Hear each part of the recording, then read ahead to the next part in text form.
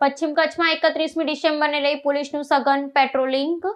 Party plot અને હોટલો પર પોલીસની બાજ નજર। વર્ષ 2025ને વિદાય અને નૂતન વર્ષના આગમન નિમિત્તે 31મી ડિસેમ્બરની ઉજવણીને ધ્યાનમાં રાખી પશ્ચિમ કચ્છ પોલીસ તંત્ર દ્વારા સુરક્ષા વ્યવસ્થા સઘન બનાવી દેવામાં આવી છે।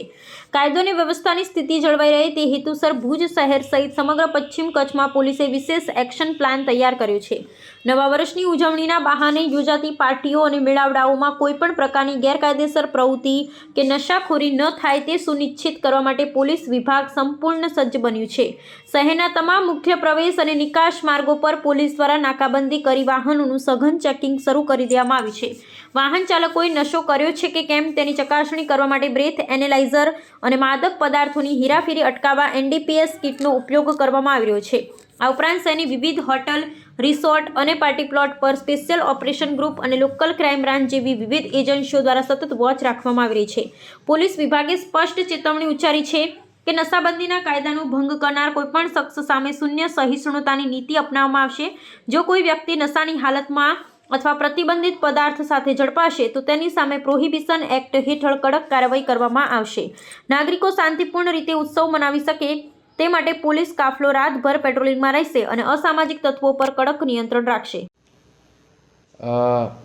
આપણે 31st નવા વર્ષના જે ઉજવણી થવાની છે એના અનુસંધાને કચ્છ વેસ્ટ જિલ્લા પોલીસ દ્વારા શું તૈયારી છે એના રિલેટેડ આ બ્રીફિંગ આપવામાં આવે છે। તો બેઝિકલી આપણે પ્રોહિબિશનની ડ્રાઈવ થોડાક દિવસોથી ઓલરેડી ચાલુ છે। એ સિવાય ટ્રાફિકની ડ્રાઈવ અને ફૂડ પેટ્રોલિંગની ડ્રાઈવ આજે સાંજે અલગ અલગ વિસ્તારોમાં થશે 31સ્ટના અનુસંધાને। અને એ સિવાય આજના આપણે પ્રિપેર્ડનેસની વાત કરીએ તો ટીમો બનાવી દીધી છે અને અલગ અલગ જે આપણે બંદોબસ્તમાં પોઈન્ટ્સ હોય છે, પેટ્રોલિંગ હોય છે, એની પ્લાનિંગ થઈ ગઈ છે। અને કઈ રીતના કાલે ઓન ફિલ્ડ પણ આપણે પ્રિપેર્ડનેસ એવી રીતના રહેશે કે અલગ અલગ આપણે ટ્રાફિક પોઈન્ટ્સ જ્યાં ઘણીવાર ચોક થઈ જાય છે ટ્રાફિકના કારણે તો ત્યાં આપણે ટ્રાફિક પોલીસ રહેશે અને પોલીસ આપણે બ્રેથ એનાલાઇઝર અને એવા સાધનો સાથે ચેકિંગ કરશે સો દેટ કોઈ પણ વ્યક્તિ જે છે આપણે કેફી પીણી પદાર્થના ઉપયોગમાં જો ગાડી ચલાવતા હોય તો એમને આપણે ત્યારે ને ત્યારે આપણે એમને સ્ટોપ કરીને એમના વિરુદ્ધમાં જે કાયદેસરની કાર્યવાહી કરવાની હોય એ કરી શકીએ છીએ। એ સિવાય આપણે તમામ જેટલા ઓર્ગેનાઇઝર્સ છે જે ઇવેન્ટ 31સ્ટનો હોસ્ટ કરે છે એમની સાથે પણ સંકલન રાખીને એમને પણ સૂચનાઓ આપવી છે કે જે રીતના સુપ્રીમ કોર્ટના પણ ગાઈડલાઇન્સ હોય છે, લાઉડસ્પીકરના ગાઈડલાઇન્સ હોય છે, એ રીતના એમને સૂચના આપવામાં આવી છે। અને ત્યાં અંદર પણ એમને સૂચના આપવી છે કે ભાઈ પોલીસની ચેકિંગ તો એમના ઇવેન્ટમાં પણ થશે અને જો એ ઓર્ગેનાઇઝર્સને પણ સૂચના આપવી છે કે જો એમના પાર્ટીમાંથી પણ કંઈ એવી કેફી પીણી પદાર્થનો જો અમને સૂચના એવી મળે કે અહીંયા એવું કંઈ થાય છે તો પોલીસ જે પણ છે જે પણ કાયદેસરની કાર્યવાહી એમાં કરવાની હોય છે પોલીસ એમાં એક્શન લેશે।